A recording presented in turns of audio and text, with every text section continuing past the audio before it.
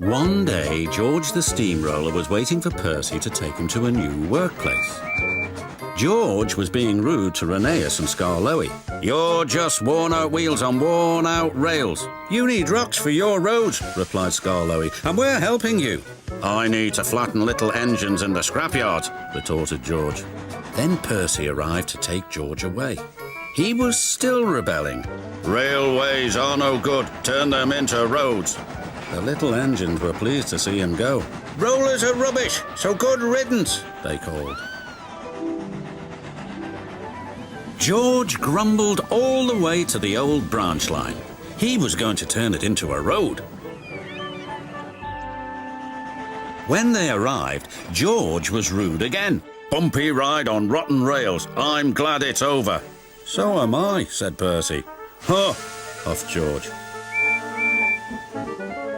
Percy was still fuming when he met Thomas. "What's up, Percy?" "It's George. He makes me feel down." "Just ignore him," puffed Thomas.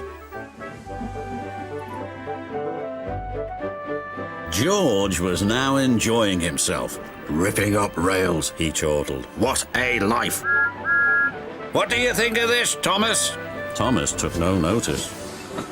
George felt insulted. "You're a useless blue puffed ball," he shouted. But Thomas didn't hear. "I'll show him who's boss." At last the workmen reached the level crossing. "What shall we do here?" "Tear it up, tarmac it," said George.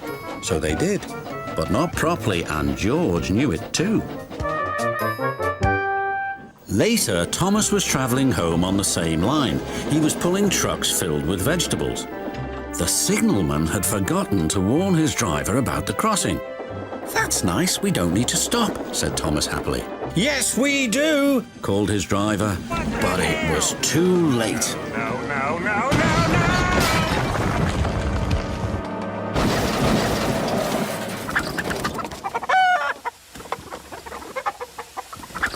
Next day, Percy told Gordon all about George. "Huh," snorted Gordon. "You're just a small engine, that's why he's rude to you. He wouldn't dare cause me any trouble."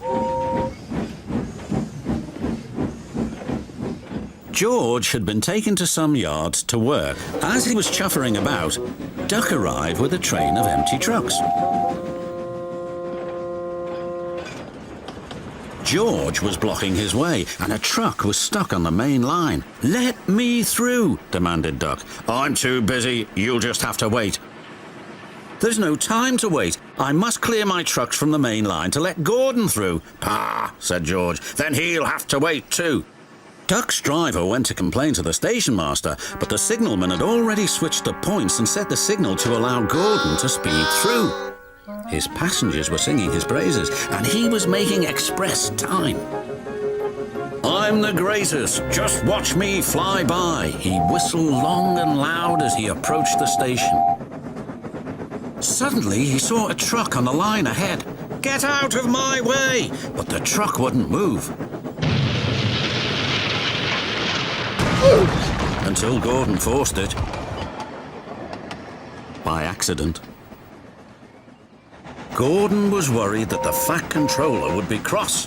He was, but not with Gordon.